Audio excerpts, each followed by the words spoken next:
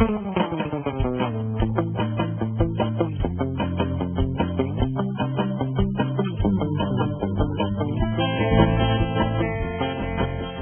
Metal Gear fans, and welcome back. It's been quite a break, but welcome back to your number one Metal Gear fan podcast, the Patriotcast. With you today, as always, myself, Andrew, and I have two returning co-hosts. Today with me I have David. David, how are you doing? Great, thanks. Alright, excellent to have you here. And of course we have Jay. Jay, how are you doing? I'm great, thank you, Andrew. Alright, excellent. So, we've had a 2-week break, my fault, sorry, but now we're back and hopefully we're going to return to a normal schedule and we're all ready to talk Metal Gear again. So,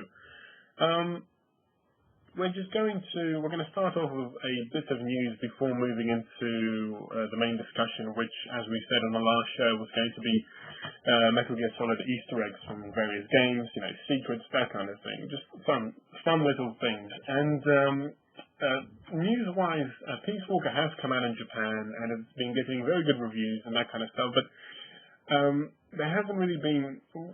We don't really want to talk about Peace Walker coming until it comes out in at least the US and that kind of stuff, because the exposure to it will be a lot bigger. Because Japan it's a completely different culture, and it's the voiceover and that kind of stuff makes it a slightly different game. So we'll hold off on that until June. In the meantime, news-wise, the only thing that's caught our attention is, I believe it was game trailers, one of those websites. They kind of did a predictions list of things they would like to see for Metal Gear Solid Rising, those kinds of things. And it was just quite interesting watching that video. I'll post a link to it in the podcast description, so if you haven't seen it, please watch it and you'll be a lot more aware of the conversation. So let's start about this. David, what do you think about the video? What do you think about the ideas that they have? That was very interesting. Ideas are good. Some of them were similar to mine, some of them weren't. Right. It sort of picked, a character wish list, storyline, timeline, different things like that. I was disappointed they didn't have Snake in their character list, because I always thought it would be fun for him to be on Kodak. They seem to want it to move away from nostalgic past references and just have a fresh new game, nothing familiar. So maybe that's a different angle. They definitely did seem to, shy away from established characters. They wanted a brand new, a kind of a brand new game, and it was very interesting to see that. Jordan, what do you think about that video? I remember seeing a lot of things that I was already expecting for myself. They mentioned some obvious things like 1080p and more technical things. Co-op, I think they mentioned. Yeah, which would be in the beginning, yeah. Yeah, that would be interesting, I suppose. Do you think co-op could work in a Metal Gear Solid game? Like, who would you play? It would be it's not really a sidekick kind of game. It really depends on the genre now, doesn't it? And the general consensus is that Rising is going to be a slightly different genre based. So if it was something like the Metal Gear games of the past, traditional stealth, then it could have been a bit of difficulties. But we say a bit of difficulties, but Peace Walker right now is, half of their emphasis on the game was co-op. But I think it's kind of too early to really talk about co-op until we actually know the genre of the game. You know what I mean? I suppose it could be like Moonwalker, the Michael Jackson game, where everyone just plays a different Michael Jackson with a different suit. It could just be another Raiden. I mean, if it is how I think it'll be, like a super fast, ultra strong kind of Iron Man kind of Raiden with a big sword, that would be kind of fun to do it with a whole bunch of people in it, 4 people or whatever. But I don't really see it working as a storyline thing. Not a single player. You said Moonwalker, and it just brought me back, and I actually imagined Raiden walking around like Michael Jackson around there, and the Smooth Criminals playing it. Yeah. And ow! and he's saving little kids and all that kind of. But I'm getting way too distracted. But yeah, I know exactly what you mean. Like different riders walking around, that kind of stuff. But yeah, they seem to. This is your typical kind of thing where they were disappointed with Raiden in the second game, and they want to see Raiden, kind of take the stage in a more lead protagonist kind of way. So we don't want to ponder too much on this, but it was very interesting to see what to get mainstream game media to actually pay attention to Rising. So we're not going to talk about that anymore, really. If you're interested, click on the link, watch the video. It's quite interesting. So news-wise, I think that's pretty much the only news item. It's that's it really. But so I thought we would now move into the main discussion of this episode, which is Metal Gear Solid Easter eggs, secrets, bonuses, just kind of small hidden stuff.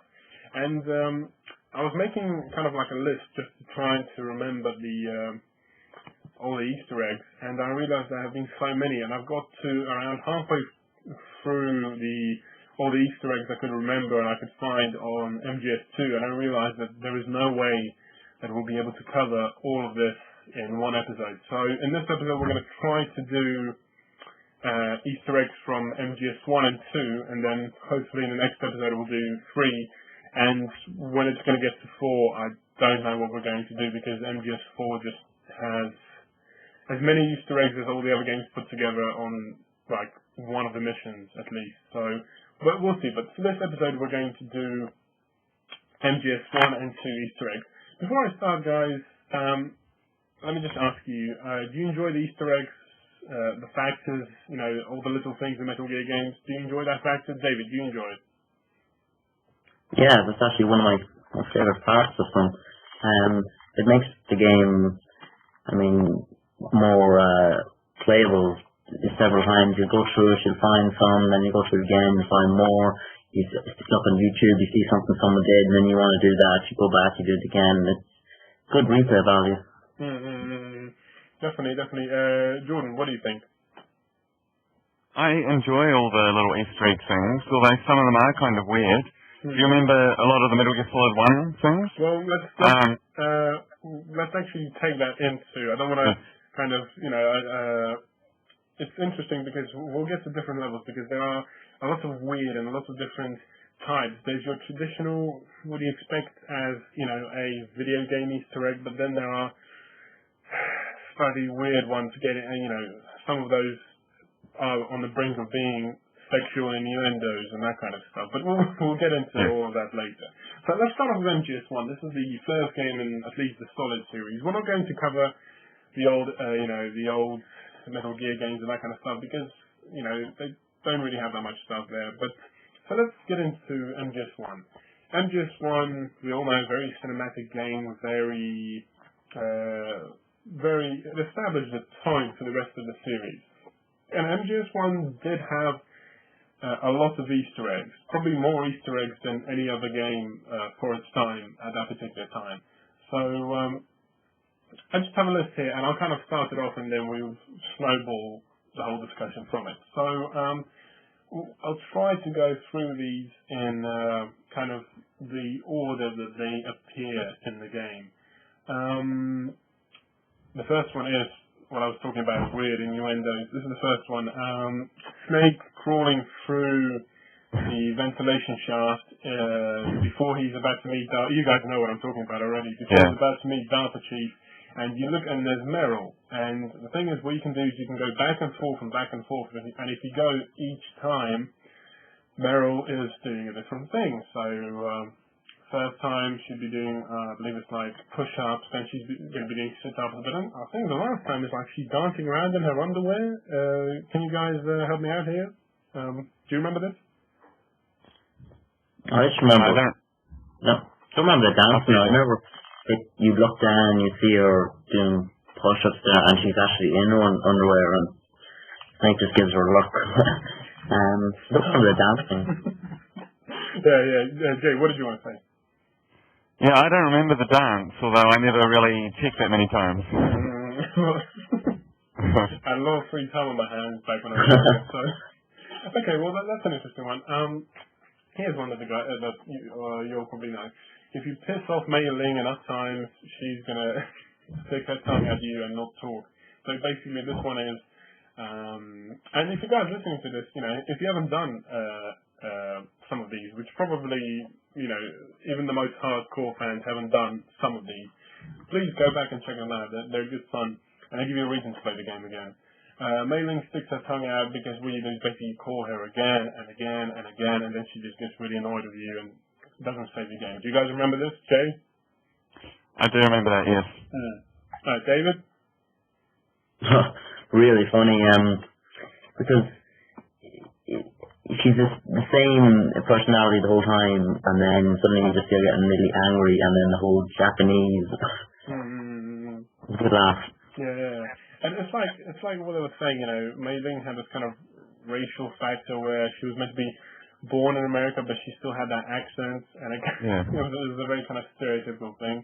But going to then they took it away, and Metal Gear Solid 4, the accent, which it kind of spoils it for me. It would be memory lane if you could hear the same voice again. Same. It was like that in Twin Snakes as well. I think they changed their accent there as well.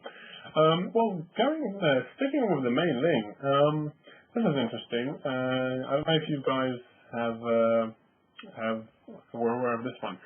When Snake follows Meryl into the ladies' bathroom, if as you go into the bathroom, if you phone Mei Ling, she starts having a go at Snake for being a pervert and refuses to save his game. Have you guys encountered this? Jay, have you encountered this?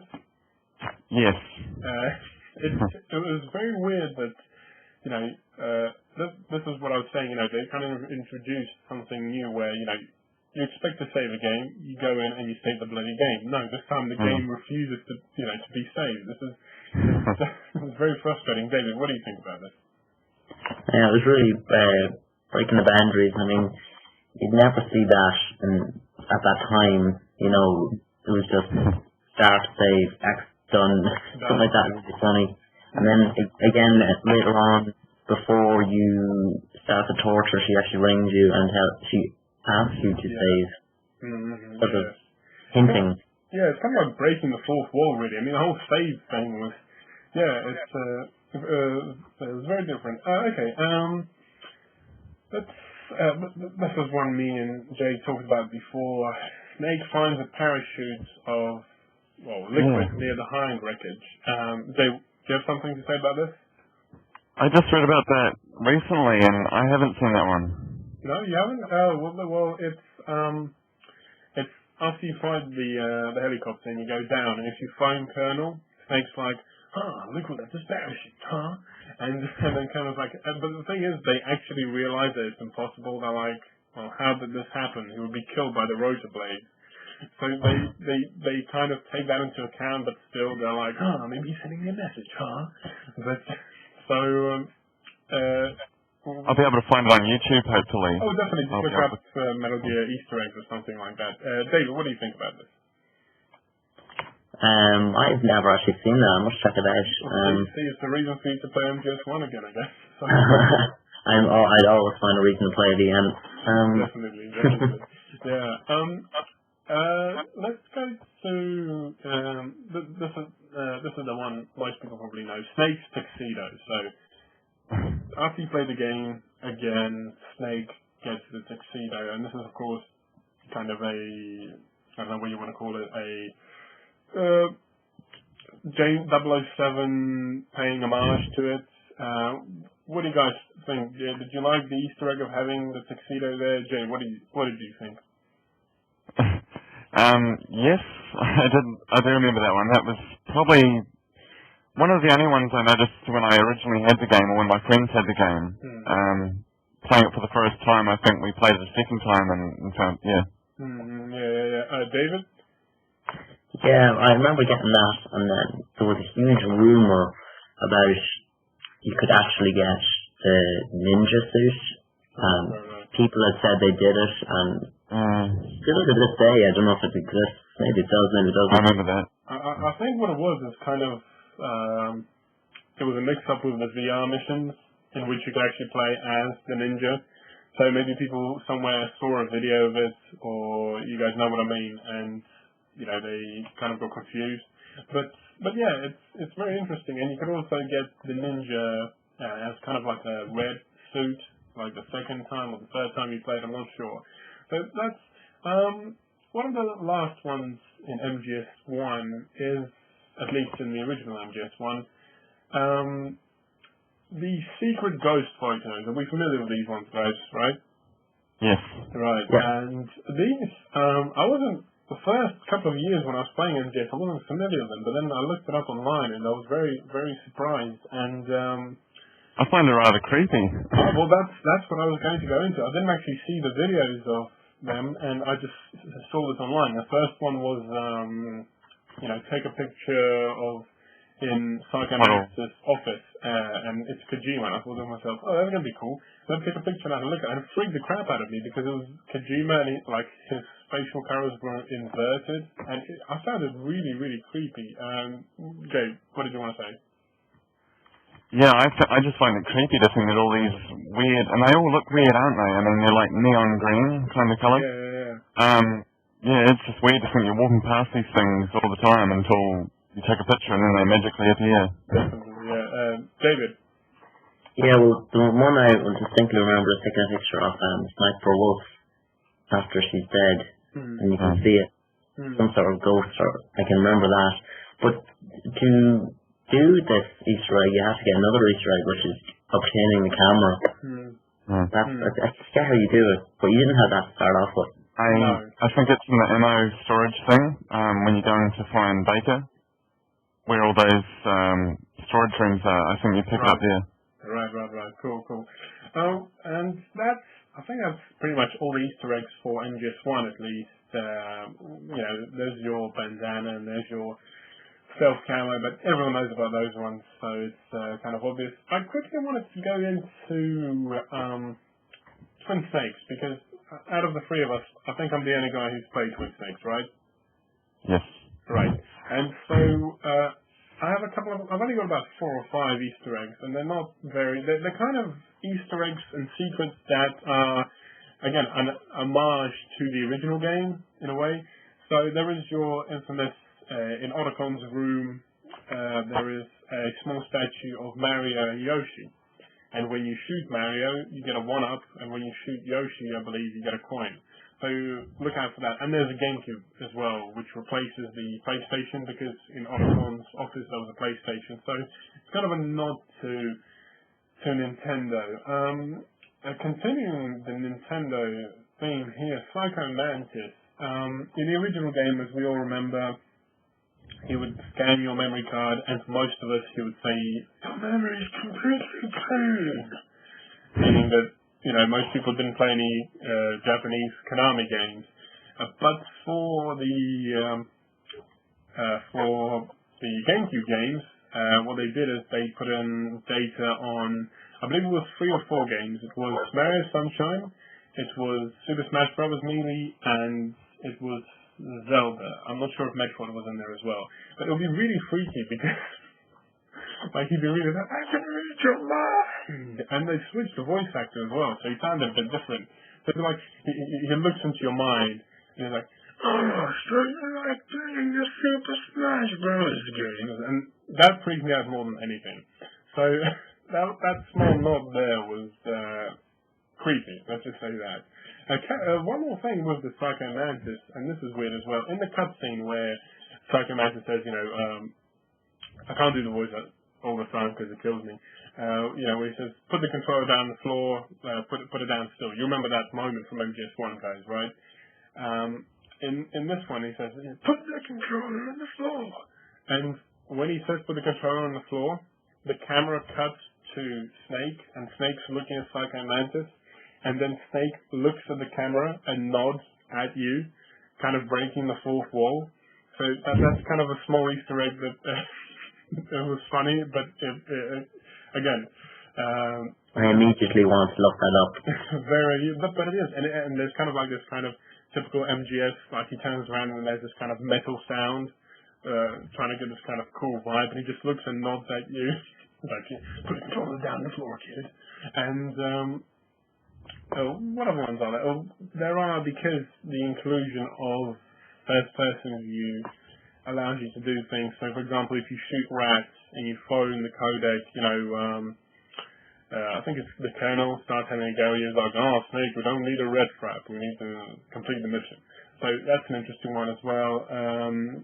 The other one is you can actually shoot Baker before you get into the room, and you kind of get a time paradox.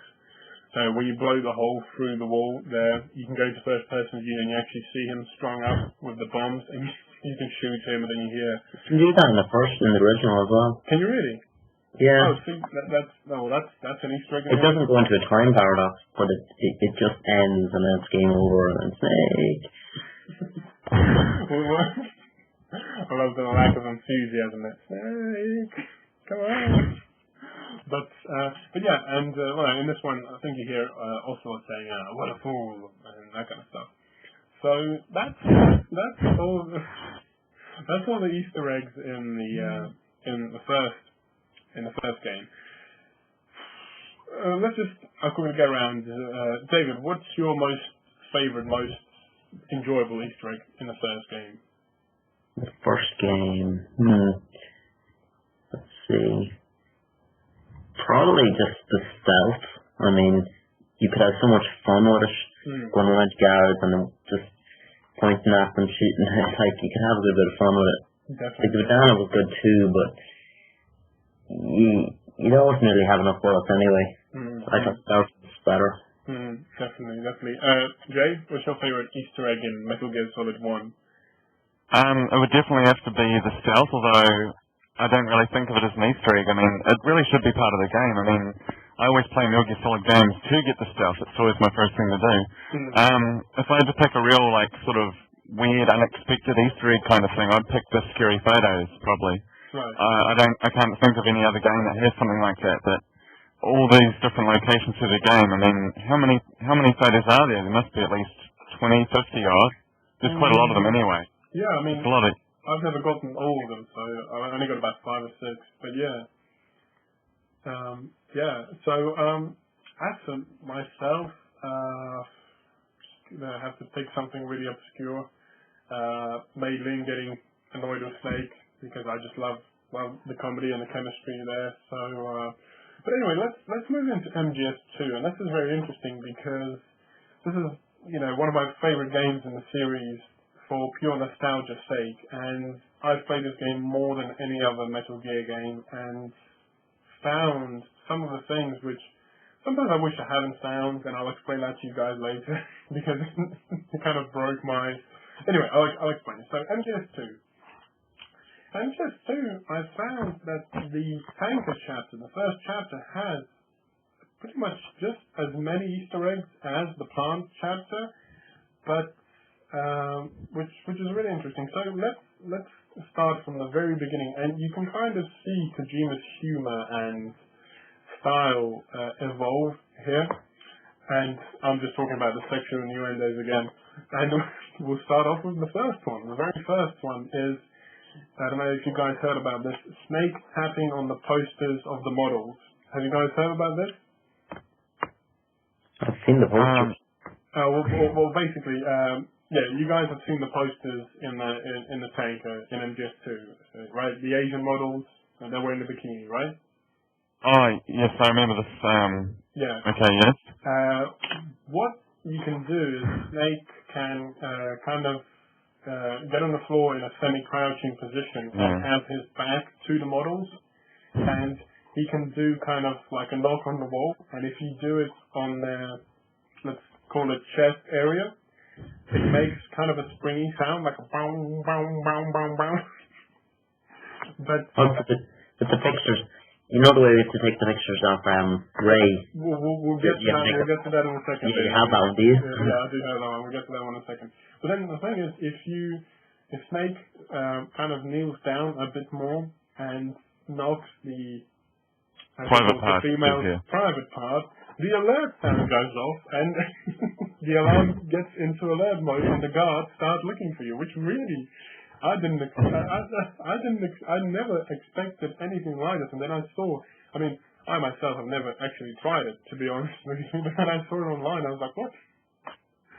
So, what do you guys think about this, Jay? What do you think? Yeah, I find things like this just kind of bizarre. I mean, I think this is kind of, right? Yeah, that's what I was going to say. I think you just call it Japanese kind of humor. It's not massively funny, like laugh out loud. It's kind of bizarre that they'd even put it in. Yeah, definitely. David, what do you think? Yeah, well, it's similar as most of them, breaking the fourth wall, as you say. Right, yeah. It's just funny. I mean, you do it and then they it's sort of nearly pointing the finger, no, you shouldn't be doing that. You know, sort of way, I mean, people blame GTA for like, kill prostitutes and, gay Tony and that kind of stuff. GTA 4 has nothing on Metal Gear 2, nothing, and you understand as I move in. Okay, the second one I have on the list here is shooting Olga Golukovich while she's knocked out. If you do that, Otacon calls you he phones you on the codec and calls you a monster. Snake, how can you do this? She's knocked out. That's something, and that's just a small Easter egg here. Moving on to, I'm going to save the photos for last. There's a specific reason for that.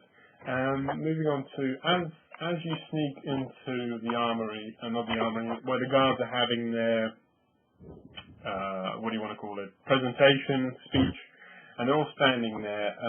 For starters, the first time you played, it's fine. The second time you played, they're all in their underwear. Did you guys notice that? No. I've heard about it. I haven't seen it myself. The second time you played the game, at least it was the second time for me, you go through the tanker and every single guard listening is in their underwear. They all have exactly the same underwear. It's really weird. Do you remember that stage with all the Marines when they're kind of doing their exercise and all the different rooms with all the different people in it? Well, that's what I'm talking about. I've always heard that. Yeah, obviously. But I'm talking about just having that many models. It was a big deal back in the PS2 days when it came out. It was a show off of how powerful the system was. Right. But part of the reason that they're in different rooms is because they wouldn't be able to handle it all in the same room. Oh, right. That's very interesting. It makes sense, but that's something very interesting, Jay. Cool. Sticking with the Marines. So if you go, because they're having a projector, if you go up to, I believe it's the second projector or the first projector, and Snake can basically put videos of, again, semi-naked models on the projector. So instead of the movie of the Colonel giving a speech and showing Metal Gear 8, it switches to, I think it's Asian models in hammocks, and then of course Snake gets spotted for it. So it's game over. But were you guys aware of this one as well? Yeah, I've seen that one. Right. I haven't seen that one. Moving on, another thing is, it's funny you said about the physics, because if you knock one of the Marines over in that game, they fall like dominoes.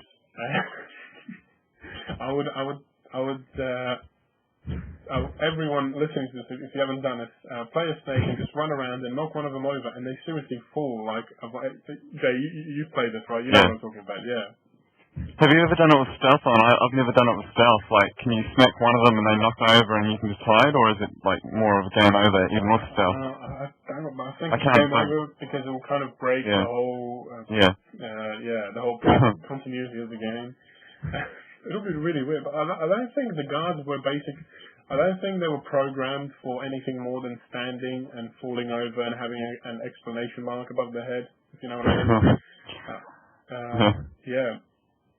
So that's most. I believe that's just looking at my list here. That's most of them, and then we get to, I don't want to say my favorite because they'll sound creepy. The most interesting one, and this is at the very end where you show Otacon your photos with the camera.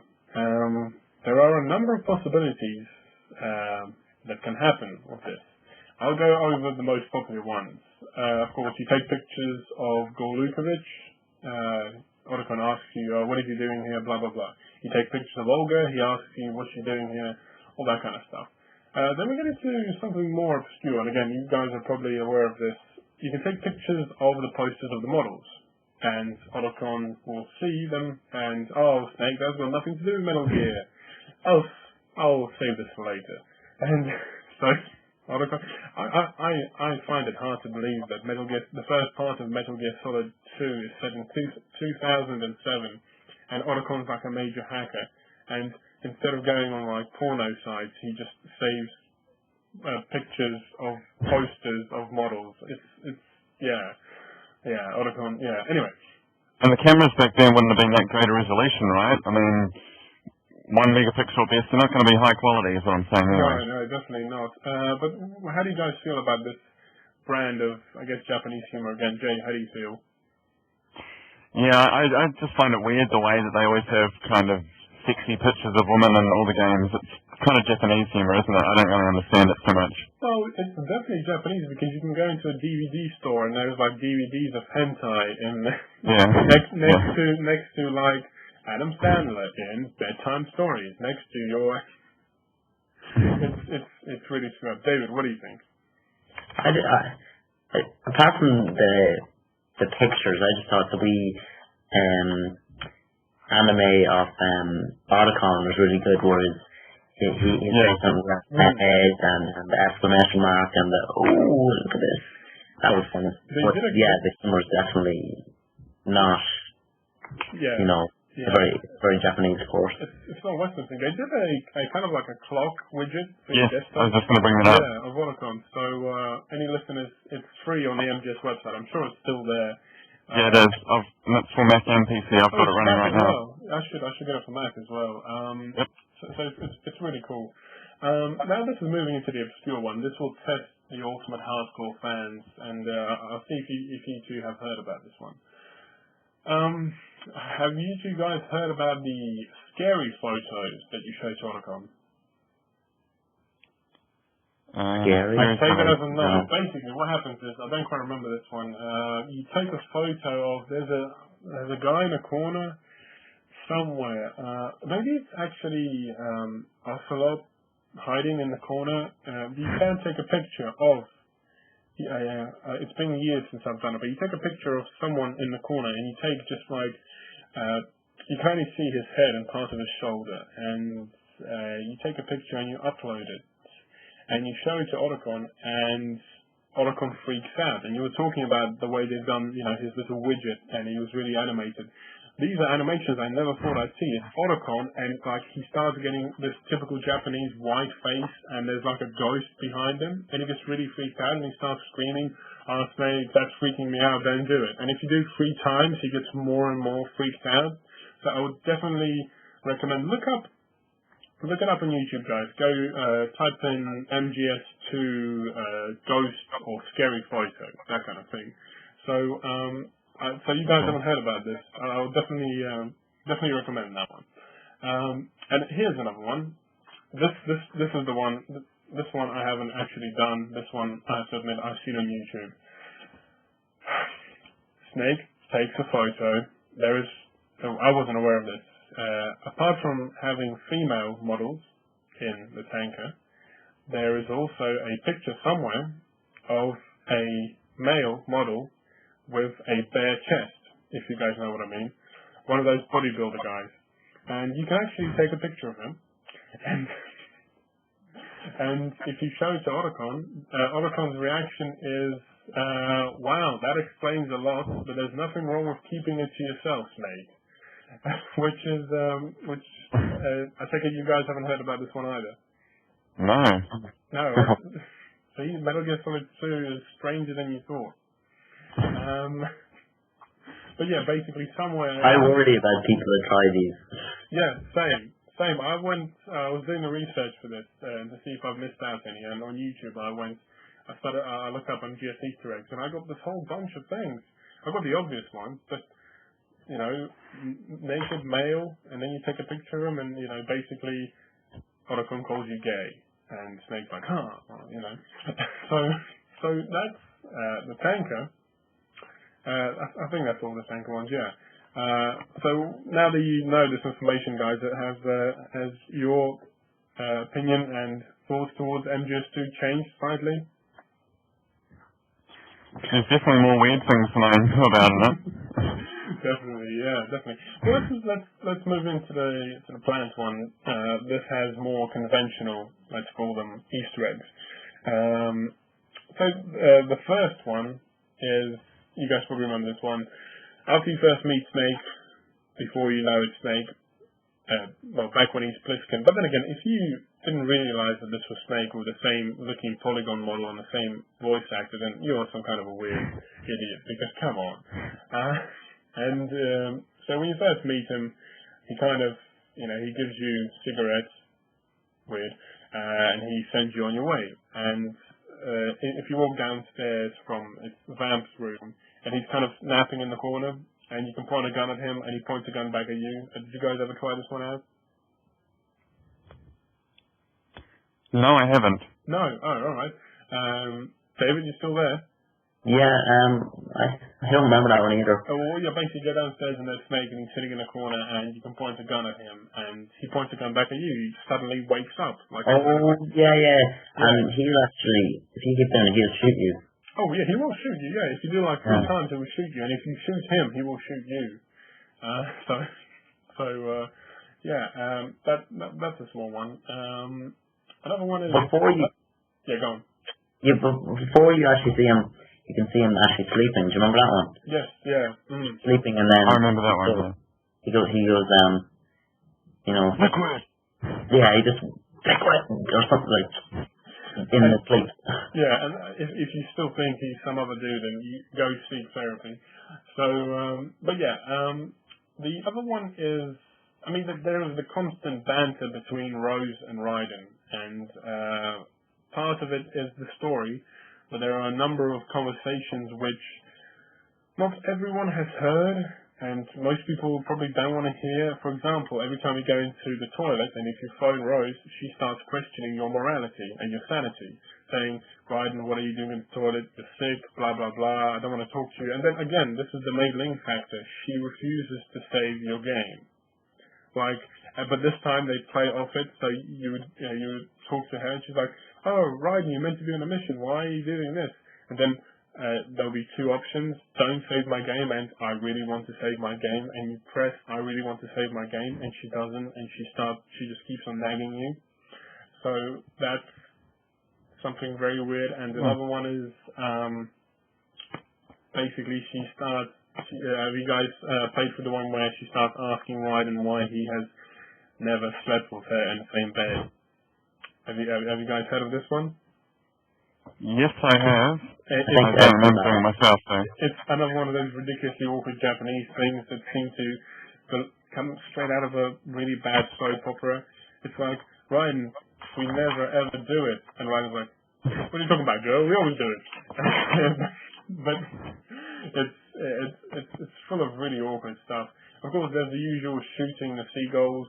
Again, you get called a monster.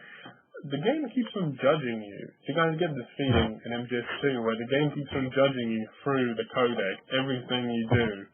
But don't you, that was the whole point? Yeah, definitely. Your player in a game, that's a running theme. Yeah, and like when you get into the toilet, and if you get into the female toilet, again, this is something I haven't tried. I saw this on YouTube, so don't judge me. You get into the female toilet, and if you stand there for long enough, and then you call Colonel, and he's like, Raiden, what are you doing? You're meant to be on a mission. This is disgraceful. This is below you, but I can sympathize with you, Raiden. And he's like, what? Old pervert. But that's again, it's so full of these strange Japanese things. Just getting through the list of. Were you guys aware that there's a shaver in MGS2? I've heard about it, but I've never been able to get it. I know where it's meant to be. It's at the beginning of the plant chapter, I think. On the roof of one of the bits you're meant to be able to crawl past something, or. But I don't see the point in it, quite frankly. Does it do anything? I thought like a razor. Yeah. I mean, and the joke's meant to be, I think that Raiden has got no facial hair. He's effeminate that way. think that's meant to be a joke about it, and maybe he says something like, "Hey, what's this do?" or something. He's got no idea. it's because I think it's something like that. Oh, it's because like he's a girl. Yeah, I get it. I thought he could like shave his head or shave Snake. That would be another weird Easter egg, but that didn't happen. Another one is after you and Snake meet Stillman, the bomb disposal guy, and you talk to him. You're meant to go to, I forget the name of the strut, but you're meant to go like left, and Pliskin goes right. If you quickly go through the doors, you can actually see on the little corridors connecting the two struts, you can see a guy in a box running away. Have you guys ever seen this? Yeah, I've seen it on the connection struts. Yes. Yeah.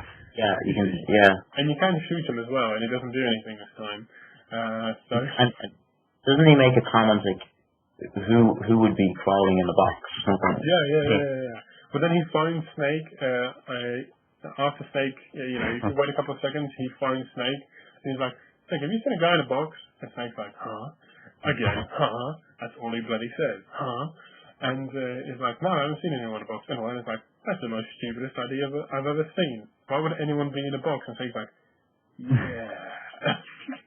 Stupid, right? And then the thing is, that theme of box comes back where I believe when Raiden actually finds a box and you find out Snake, and Snake goes as mental as Snake goes in the third one when he sees that gun that Eva gives to him. He has kind of like an orgasm over the gun. We'll get to that. No, but you guys know what I'm talking about in the third one. I sure do. Where he's like, wow, 45, huh? And he just starts feeling it, and Eva's just there in the corner, with her cleavage exposed, and it's like, and moments like that, I really do think he's gay. But anyway, something similar to that happens in the codec, where Raiden gets a box, and if you phone Snake when you get the box, and Snake's like, "Raiden, you got the box," and Raiden's like, "Yeah, it's a box," and then Snake goes mad, and I wrote down some of the things Snake says. For example, the success of your mission hinges on how you use your cardboard box, or take care of your box, and I'll take care of you. Yeah, I remember that one. This is the best one. Hold on. I can't do it, hold on. Treat it with love. Don't be rough. You see Snake's obsession, just the pure obsession that Snake has with the box. And you get some really weird ones which I never want to try out. I've read about these ones. You can beat the crap out of the hostages when you're meant to be listening into their heart rate, and they urinate themselves, and that's something I never want to even try out, so we're going to skip way past that one. Of course, Johnny makes a return in MGS2, as does his granddad in MGS4, which was very interesting because you guys are probably aware of Johnny crapping himself when you're meant to be listening into Solidus and also talking, right? Yes. Right. And but are you guys aware of Johnny meeting Emma, EE, on the bit where she's crossing and you're meant to be protecting her? Have you guys ever seen that one? Yes, I read about that, and I have seen that. Yeah. That was very interesting. That's something I didn't find out until very later on. And that's the whole thing. If you listen instead of sniping, if you listen to, which is something you never think of doing, at least the first couple of times you played, where you're meant to be sniping people, but instead you have the old microphone out and listen in. Emma's talking about Raiden. It's like, oh, this Raiden guy, he's easy on the eyes. Oh, well, what's with his hair? And then she starts talking about his hair, and what you can do is you can take the codec and phone her, and Raiden gets really annoyed. He's like, Emma, if you're wondering, my hair is in the wig. It's real. So it's and the other thing is, if you point the microphone at Snake, have you ever done that?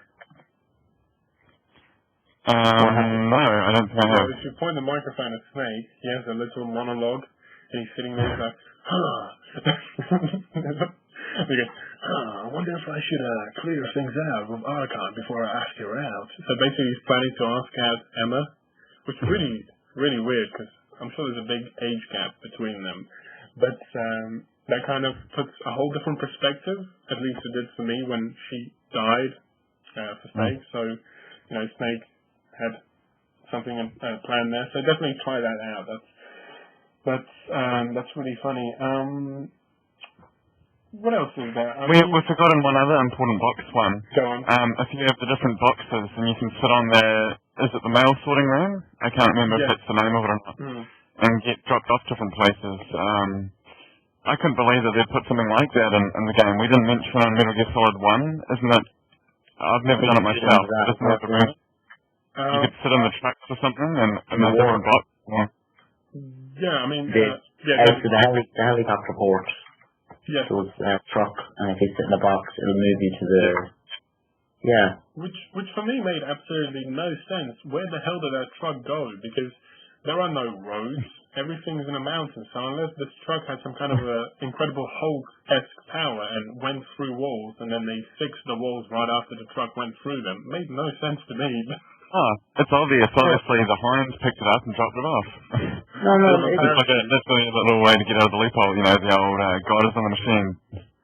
It's good though, because all I have to do is go, the way in Metal Gear Solid 4 shows you it lifts up, you crawl under. So it go through there, then it will go out to where the snowfields, assuming there was no mines, and then imagine it hitting a mine. That kind of really screwed. Or they meet with Raven. Raven's just sitting there. I am waiting for Snake, and there's a the Snake goes off.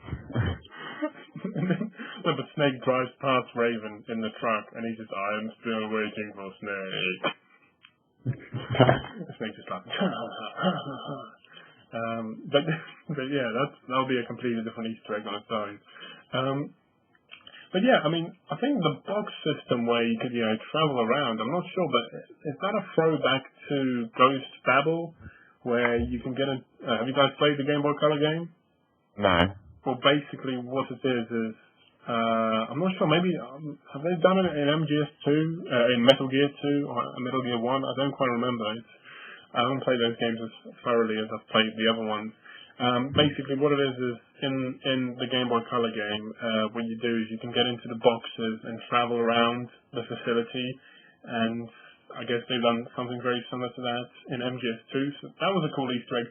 Okay, let's get into the one everyone knows and is, in my opinion, the coolest and the freakiest Easter egg. It's not really an Easter egg, it's part of the story, but I wanted to put it in anyway. This is towards the end where the shit hits the fan, guys, and the game doesn't judge you. It basically starts telling you to do stuff like, turn off the game and that kind of stuff. And of course this is where Colonel and the AI system goes mad, guys. What are your thoughts on this? Jay, how do you feel about this part of the game? Well, of course I've got all the audio from all the different game segments. Right. And yeah, that is bizarre. What's the funniest one with the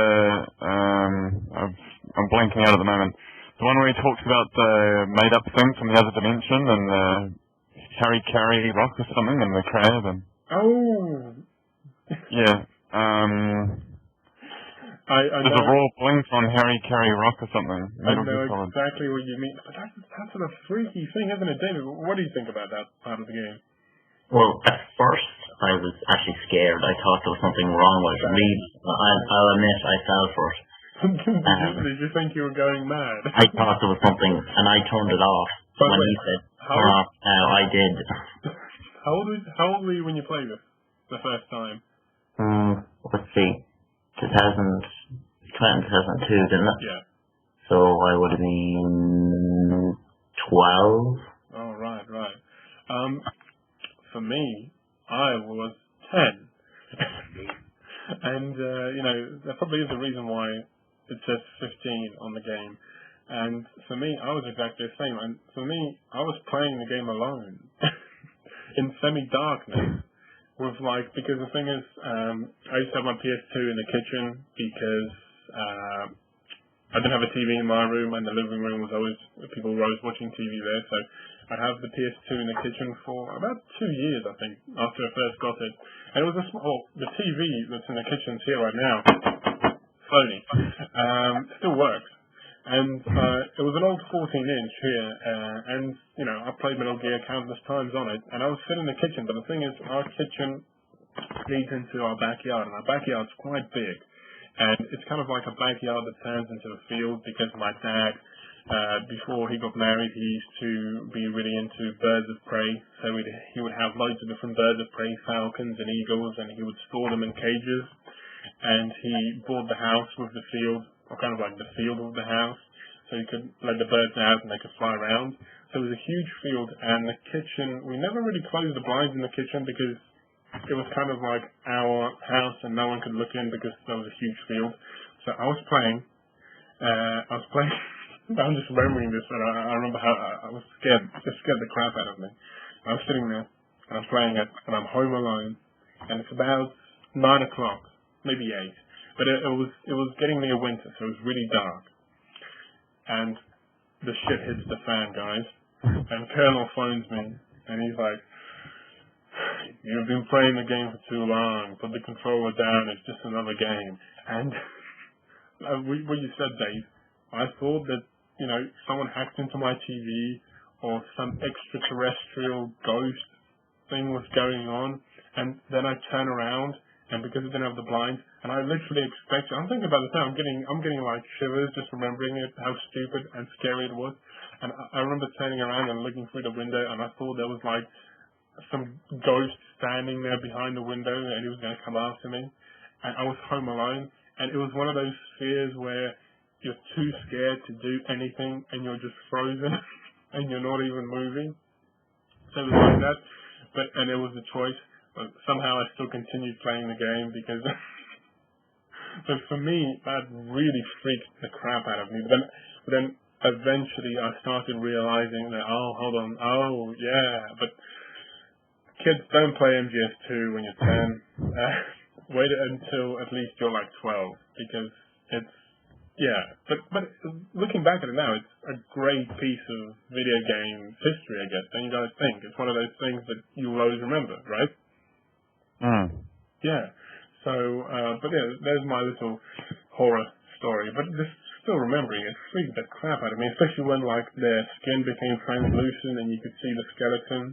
And and the last kind of, there are loads of other small things that there's really no point going over. The last thing is, does anyone, can I just ask, still understand the whole deal with, the guards that can like run really fast and they're sort of not really human? No. Jay, can you understand what's going on? Not at all. No. I think it's one of those Kojima things, It's probably nano machines. Being nano machines for everything. But I guess it kind of needed more of a challenge. But the whole thing, it turned into a completely different game from that point on. It went from still a traditional stealth to sword and flying guards and really just further on that was actually the pinpoint of the game where I just thought it went downhill from there, and it didn't until Snake actually died, off like onto Ray. Apart from that, the man's got balls, and that was the thing. I wanted to see Ray crash into. I know what they took it out because of 9/11, blah blah blah, and we'll get to that in a second as well. The whole Statue of Liberty thing, but I wanted to see. It was kind of one of those things. It's like it could have been the most epic scene ever, but they took it out. I guess processing power, budget, controversy, that kind of stuff. But why couldn't we see a freaking giant boat, or whatever the hell it was, giant submarine thing? Crash. Oh, I can't really understand it in a way. Like, how powerful would it have to be getting, pushing itself across the land sort of thing and knocking over buildings by the sounds of it? It went halfway. It went halfway through Manhattan, and that's I mean, it would have to be going, even if it was going supersonic kind of speeds, which is no way it could be. I mean, it would lose momentum, but the thing is, if you believe like the fact that it was going so much that it went through half of New York, you have to go back to what Dave just said. Minutes before it crashes, at full speed, Snake jumps out of the thing. So if this is real, this is the helicopter thing again. Okay, if this was real, Snake would have. This is what would happen. Snake breaks the car, just jumps out.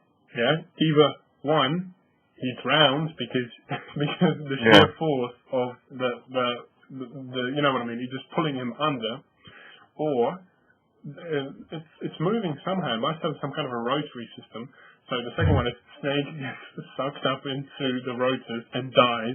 Every single one of the endings that I imagine in my head includes Snake dying, and it must have been pretty high as well, because if you look, Arsenal is ridiculous. It's really high, and at that speed, it would have been like Snake hitting the concrete. So scenario number 4, Snake jumps out and dies again. But he's some kind maybe it's got the same propulsion system as that crappy Shagohod. I've never understood how that thing moves.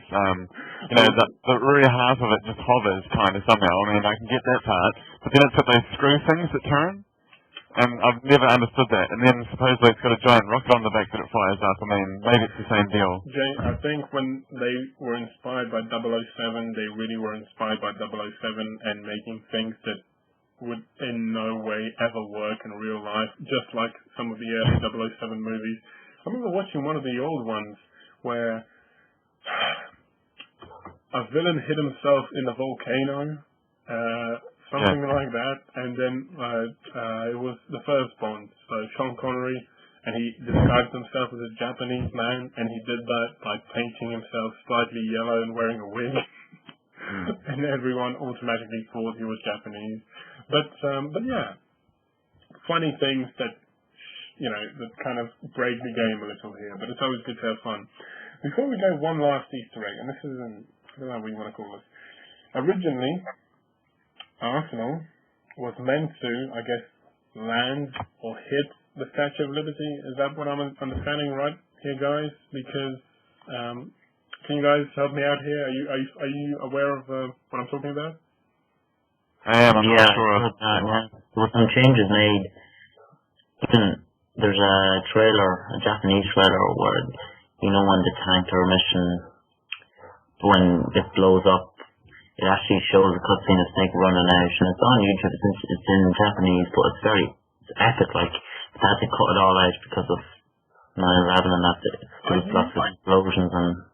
Are you talking about the bit where Snake's running away from this huge, like, massive water after him, or is that this one? No, I think it's actually after the place that's blowing up and it's starting to sink. It's a trailer and it's him running out. With epic music and right. And I think I kind of know what you're talking about. This is the tanker, right? Yeah.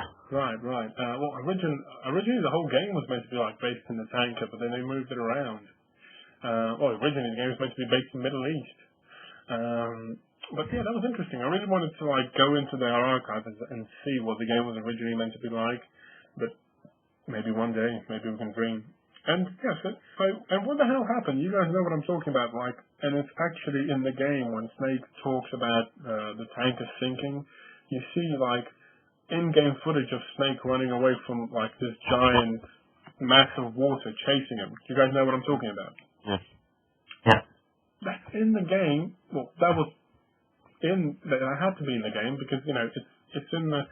Why can they do that as part at the very end of the tanker? Because that would have been great, just backtracking and running away from the giant, massive water. What do you think, guys? Would you have liked that? Yeah, it would definitely be different. Yeah.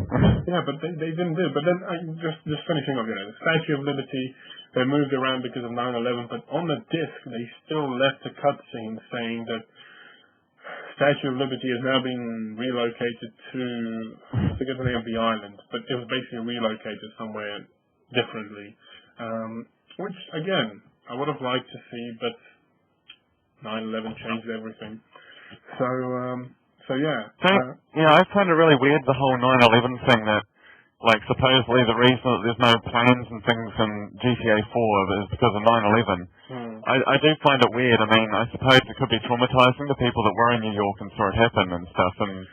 But we're talking about a game for adults, and I mean, you got guns and, you know, you're killing 100 people out in the game. It's not like it's a game for kids. So Jay, I think I think it has nothing to do with people being traumatized or offending anyone. I think it's the game publishers just being scared of the press, because you know what the press is like, and if they would have gotten that, the press would have picked up on that and just put it in the spotlight. Look, right after 9/11, game puts planes and skyscrapers, or game puts giant boats crashing into. So even though most people wouldn't have cared and wouldn't have really been offended or wouldn't have known about these games, the media would have picked up on it, and you know they need to make headlines to make the money. yeah. So I hear Walmart's quite conservative about things like that. So maybe if a large company like Walmart in the United States would refuse to sell the game, they could lose millions of dollars. So definitely. And yet you can tap on posters of naked women and get an alert sound. It's a cliche world we live in, guys. It's a cliche world. But anyway, Have you read Modern Warfare 2? Pardon? Modern Warfare 2. That scene in the airport. Have you seen it? Oh, I've played it. I've got Modern Warfare 2. That's another discussion on itself. Anyway. I guess they were Japanese and they didn't want to kind of offend, but these guys are big American Michael Bay looking people. So anyway, I think on that note, guys, we're going to end the show. We've been going for about an hour now. I hope everyone listening to this enjoyed this different episode, I guess. Let's call it that. Next week we're going to be back doing MGS3, and I think that's going to be a bit more fun, a bit more less weird, if you guys know what I mean. I don't know. We've got Sigint and the Pooh, so And the dreams. yeah. This is all little teasers for the next episode. The thing is, the little teaser is I've been doing research for MGS3 now, and Sigint is like Kanye West in that game, because every time Snake like equips something that's remotely strange, Sigint does. You know, you don't hear the end of this from Sigint. He's like, Snake, you're a weird motherfucker. What? You should have went Samuel Jackson from Pulp Fiction on him. But anyway, we'll get to that in the next episode. And on that note, we're going to end the episode with me today. I had David and Jordan. Guys, thank you very much. I really enjoyed talking weird Metal Gear Easter eggs with you. Hopefully I'll have you back next week. Please rate the podcast on iTunes if you want to. Try giving us kind of a positive rating, but please rate it, review it, write us about your favorite Easter eggs. Any sort of feedback would really appreciate. Just write to patriots@live.co.uk. So this has been the Patriotcast for this week, and we'll see you later.